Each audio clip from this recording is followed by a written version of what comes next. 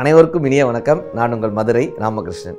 நம்மை சுற்றி இருக்கக்கூடிய மக்களை புரிந்து கொள்வதன் மூலமாக, நம் சுற்றி இருக்கக்கூடிய மக்களை நேசிப்போடு பார்ப்பதன் மூலமாக, நம்மை சுற்றி இருக்கக்கூடிய மக்களோடு அன்போடு பழகுவதன் மூலமாக இந்த நாளை இனிய நாளாக கொண்டாடி விட மாட்டோமா என்கிற பெரிய முயற்சி தான் இந்த நிகழ்ச்சியினுடைய மாபெரும் நோக்கமே. அது என்ன சார், சுற்றி இருக்கிற மக்களோடு கொண்டாடுவது? இன்றைக்கி என்ன ஆயிடுச்சுன்னா சார், ஒரு மனிதனுக்கு இன்னொரு மனிதன் நரகமாக இருக்கான். அது என்ன நரகம்? ஒரு பஸ் இருக்குது சார், நீங்கள் பஸ்ஸில் ஏறுறீங்க, 10 சீட்டு இருக்குது. 10 சீட்டில் எல்லா சீட்லேயும் ஒருத்தராக உட்காந்துருக்காங்க. 9 சீட்டில் ஒருத்தராக உட்காந்துருக்காங்க. 10வது சீட்டு காலியாக இருக்குது. நம்ம எதில் போய் உட்காருவோம்? இந்த காலியாக இருக்கிற சீட்டில் தான் உட்காருவோமே தவிர 9 சீட்டில் ஒருத்தர் தானே உட்காந்துருக்கான், யார் பக்கத்துலையாவது உட்காந்து பேசிக்கிட்டே போவோமே அப்படின்னு நமக்கு தோணவே தோணாது சார். ஏன் தெரியுமா? நம்ம எப்பொழுதுமே தனித்து இருக்கணும். ஒரு மனிதனுக்கு இன்னொரு மனிதன் நரகமாகிக்கிட்டே போகிறோம். எல்லாரும் ஏதாவது ஒரு பிரச்சனை வந்தால் இந்த சமுதாயமே இப்படி தாங்க இருக்குது, இந்த சமூகமே சரியில்லைங்க, சொசைட்டியே சரியில்லைங்க, நாடே கெட்டு போச்சுங்க இப்படிலாம் சொல்கிறோம்ல.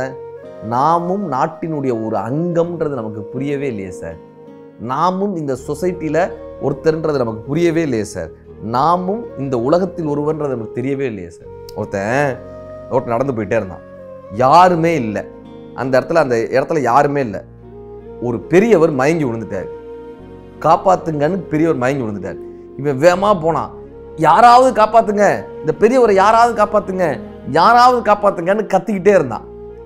அப்புறம் மேலே பார்த்தா, கடவுளே உனக்கு கருணையே இல்லையா, இவரை காப்பாற்ற யாரையுமே அனுப்ப மாட்டியா, கடவுளே உனக்கு கருணையே இல்லையா? இப்போ கடவுள் குரல் கேட்டுச்சு, முட்டாப்பையிலே அவரை காப்பாற்றுறதுக்கு தாண்டா நான் உன்னை அனுப்புனேன், வேகமாக அவனை தூக்கிட்டு ஆஸ்பத்திரிக்கு போடா, அவரை காப்பாற்றுறது தாண்டா உன்னை அனுப்புனேன்னு. இப்போ நம்ம என்ன பண்ணுறோம்? யாரோ ஒருத்தருக்கு காப்பாற்ற ஒருவர் வர வேண்டும், யாரோ ஒருத்தருக்கு செய்வதற்கு இன்னொருவர் வர வேண்டும். நாம் வேடிக்கை பார்ப்பவர்களாக மட்டுமே இருக்க வேண்டும் என்று ஆசைப்பட்டு கொண்டிருக்கிறோம். நாம் எப்பொழுது இந்த சமூகத்தின் ஒரு அங்கம் என்று புரிந்து கொண்டு நாமும் அவர்களோடு இணைந்து பயணிப்பதற்காக நாம் வந்திருக்கிறோம் என்று புரிந்து கொள்கிறோமோ, அப்போதாங்க இந்த வாழ்க்கையை நம்ம சக மனிதர்களோடு சந்தோஷமாக வாழ முடியும். இப்போ ஏதோ ஒரு வகையில் ஒரு பதவியின் காரணமாகவோ, ஒரு அங்கீகாரத்தின் காரணமாகவோ, ஒரு புகழின் காரணமாகவோ இந்த சமூகத்தை விட்டு நம்ம பிரிஞ்சு தனித்தவனாக நடத்திக்கிறோம்ல, தனித்து வாழவே முடியாது சார். தனிச்சு இன்பமே இருக்காது சார். தனித்து ஒரு சந்தோஷமோ ஒரு நிறைவு கிடைச்சிடாது. ஒரு குரங்கு என்ன பண்ணுச்சு, ஒரு சிங்கம் தூங்கிட்டு இருந்துச்சு. வேகமாக போய் சிங்கத்தோட காதை பிடிச்சி இழுத்து அப்படியே வம்பு இழுத்துச்சு. சிங்கம் பொக்கோ அப்படியே முறைச்சி இப்படி பார்த்துச்சுல. உடனே குரங்கு சொல்லிச்சு, என்னை கொன்று, எனக்கு வாழ்க்கையே வாழ பிடிக்கல, நான் மட்டும் தனியாக இருக்கேன், என்னை இந்த கூட்டத்தில் சேர்த்துக்க மாட்டேன், நான் மட்டும் தனியாக இருக்கேன், நான் தற்கொலை பண்ணிக்கலான்னு முடிவு பண்ணேன், அதான் உன் காதை பிடிச்சி இழுத்தேன், நீ இப்போ உனக்கு கோவம் வருதுல்ல, என்னை கொன்றுவேல, கொன்று.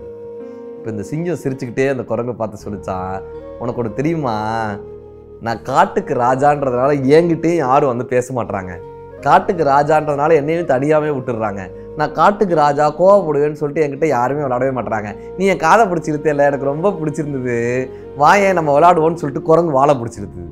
இப்போ இது திரும்ப காதை பிடிச்சிருக்கு, திரும்ப வாழை பிடிச்சிருக்கு. இப்போ ரெண்டும் சேர்ந்து சார் நண்பர்களாக மாறிட்டாங்க சார். சந்தோஷமாக ரெண்டும் சேர்ந்து விளையாட ஆரம்பிச்சிருச்சு. டெய்லி 2 பேரும் சேர்ந்து விளையாட ஆரம்பித்தாங்க.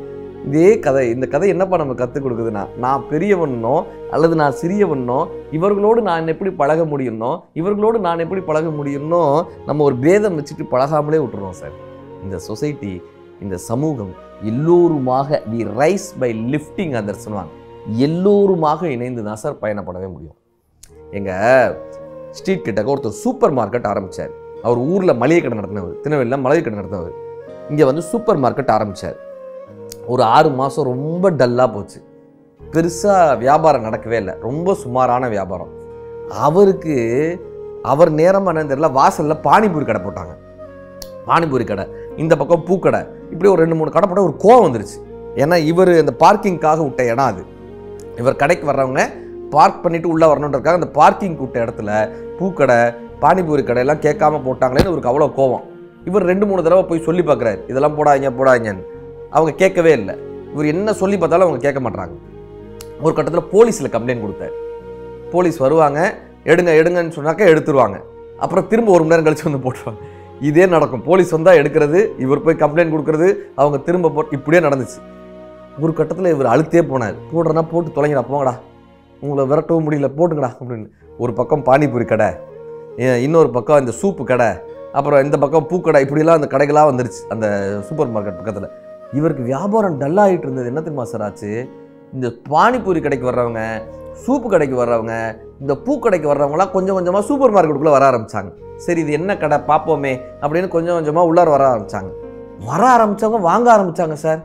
கொஞ்சம் கொஞ்சமாக சின்ன சின்ன பொருட்கள் வாங்க ஆரம்பித்தவங்க, அப்புறம் பெருசாக வாங்க ஆரம்பித்து, மளிகை பொருட்கள் வாங்க ஆரம்பித்து, அப்புறம் மாதம் மாதம் கமிட்மெண்ட் டெலிவரி ஆரம்பித்து ஒரு 6 மாதத்தில் மிகப்பெரிய வியாபாரம் ஆயிடுச்சு. அவர் அழகாக சொன்னார், நான் இவங்கெல்லாம் வந்தது தொந்தரவுன்னு நினச்சேன், அப்புறம் தான் தெரிஞ்சு இவங்க தான் நம்ம வியாபாரத்தை உருவாக்கி தராங்கன்னு சொல்லி அவரே அவங்களுக்கு ஸ்டால் கட்டி கொடுத்துட்டாரு. வாசலில் ஸ்டாலும் கட்டி கொடுத்துட்டாரு. இப்படி தான் சார் வளரவே முடியும். ஒரு குரூப் ஆஃப் மெம்பர்ஸ் தான் சேர்ந்து வளர முடியும். மதுரையில் நகைக்கடைக்கார தெருனே ஒன்று இருக்கும். நகைக்கடைக்கார தெரு என்ன தெரியுமா? நகைக்கடைக்காரங்க எல்லாம் ஒரே தெருவில் இருப்பாங்க. எப்படி சார் இருக்க முடியும்? இவங்க கடைக்கு இவங்க கடை காம்படிஷனில். ஆனாலும் நகைக்கடை தெருனே இருந்து முழுவதுமாக நகைக்கடையாகவே இருக்கும்.